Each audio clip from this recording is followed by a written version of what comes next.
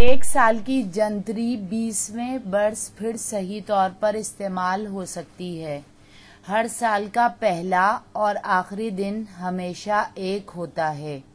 अलबत्ता लीप के साल में ये पाबंदी टूट जाती है।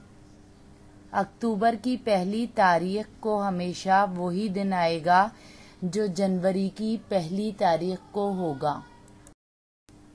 फरवरी, मार्च और नवंबर हमेशा हर साल एक ही दिन से शुरू होते आए हैं। अप्रैल और जुलाई एक ही दिन से शुरू होते हैं। मई, जून और अगस्त हमेशा मुतफर्रिक दिनों से शुरू होते हैं। सितंबर और दिसंबर एक ही दिन से शुरू होते हैं।